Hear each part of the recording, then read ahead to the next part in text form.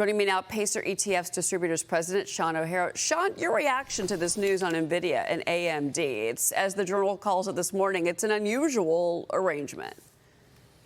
Yeah, I mean, I think it's all, good morning, by the way, Cheryl, thanks for having me. I think it's all part of this ongoing negotiation. The big deal that's got to be made is China, and that's still out there, and we're still sort of going back and forth. You've got two, major superpowers sort of arm wrestling their way to the end. And so it's not surprising to me that you're seeing, the Chinese government talk about backdoors. It's really, rich with irony, if you want to know the truth, because, a lot of the chips that they send here and a lot of the products they send here all have backdoors. So I just see this as, part of this process. It's been an ugly process. I think for the rest of the world, it's pretty much getting settled now.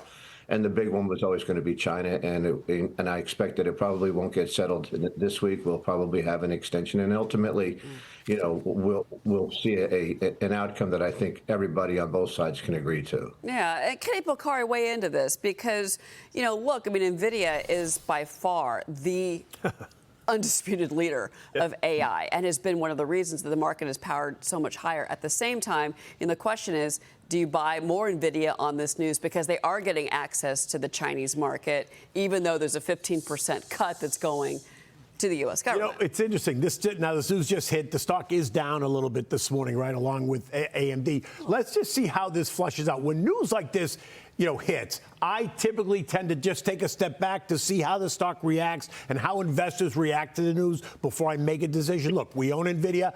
We've owned it all the way up. It's been great. I would have been the first one to say I'm not chasing it up here. But this is now new news, right? It does change the story a little bit. But I'm going to give it a day or two to kind of just see how it digest this news and how investors digest it. You want more details on the deal. I just want to see how the market actually reacts to it, right? Clearly, the market's negative at the moment, but well, 0.5% on NVIDIA is not a big deal. Exactly right. $181 a share. Right, which is why I would be in the camp right off the bat. I would not be chasing it. We own it, so we're participating. But just on this news alone, I wouldn't chase it. But let's see how it acts. Okay, all right. Well, let's take a look at yields this morning as well, because Fed Governor Michelle Bowman is backing 3 rate cuts this year, starting next month. She says weaker jobs growth outweighs inflation risk. Bowman and Fed Governor Christopher Waller are both dissenting against last month's decision to hold rates steady. They wanted to see a cut, Sean. Your reaction to this? I think the Fed's been late. I've been on a bunch of times with you so far this year, and with Maria as well. I've said it for the last 6 months. I think they're behind the curve. I think it's almost, impossible to explain why they haven't, given that they cut 100 basis points before the election. So it's nice to see some pushback amongst the group, and hopefully, in September when they meet, that Chairman Powell will ultimately do the right thing. I think that's the last little piece of getting this market to continue to go forward. And then in your previous segment, you were talking about housing, and housing is a big part of our economy.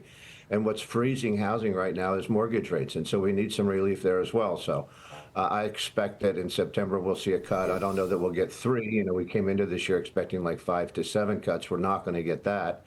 But it wouldn't surprise me if we got a couple of cuts between now and the end of the year. I think it's the right thing to do. It's the right thing for the consumer. It's the right thing for the economy.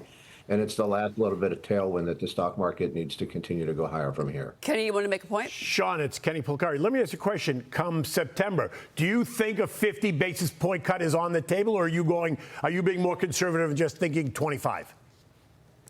Well, if you look at the cadence of the last cuts, I think they went 50, 20, 25. So It wouldn't surprise me to see 50 basis points. Again, given the nature of, the timing here, and the fact that I think they're late to the game, I think 50 is appropriate. I agree with you. I think the market is beginning to price at a 50 basis point cut in September. All right, guys, thanks for your perspective on that, definitely. And again, we've got CPI, PPI out this week, so we'll see how the markets digest all of that. Sean O'Hara, thank you very much.